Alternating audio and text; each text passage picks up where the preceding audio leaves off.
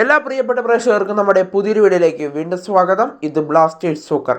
F C ഗോവയ്ക്ക് വേണ്ടിയും അതുപോലെ തന്നെ ജംഷഡ്പൂർ എഫ് സിക്ക് വേണ്ടിയും സൂപ്പർ സബ്ബായി വന്ന് പല മത്സരങ്ങളിലും വിജയം നേടിക്കൊടുത്ത സൂപ്പർ താരം ഇപ്പോൾ കേരള ബ്ലാസ്റ്റേഴ്സിന്റെ മുന്നേറ്റ നിരയിലാണ് കളിച്ചുകൊണ്ടിരിക്കുന്നത്. പറഞ്ഞു വരുന്നത് വേറെ ആരെയും പറ്റിയുമല്ല, കേരള ബ്ലാസ്റ്റേഴ്സിന്റെ സൂപ്പർ താരമായ ഇഷാൻ പണ്ഡിതെ പറ്റി തന്നെയാണ്.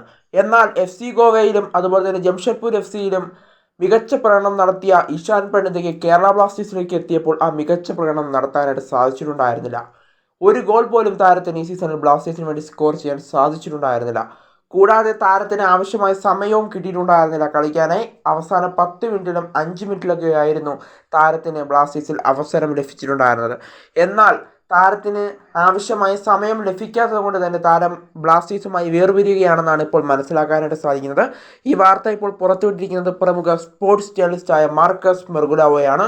മാർക്കസ് മെർഗുലാവോ പറയുന്ന കാര്യങ്ങൾ മിക്കതും സത്യമായാണ് സംഭവിക്കാറുള്ളത്. അതുകൊണ്ട് തന്നെ ഇഷാൻ പണ്ഡിത കേരള ബ്ലാസ്റ്റേഴ്സ് വിടുന്നു എന്ന് അദ്ദേഹം പറയുന്നത് കൊണ്ട് തന്നെ അത് നടക്കാനുള്ള സാധ്യതകൾ വളരെ കൂടുതലാണ്. 90% ഇഷാൻ പണ്ഡിത ടീം വിടാനുള്ള സാധ്യതയാണ് നമ്മളിപ്പോൾ കാണുന്നത്.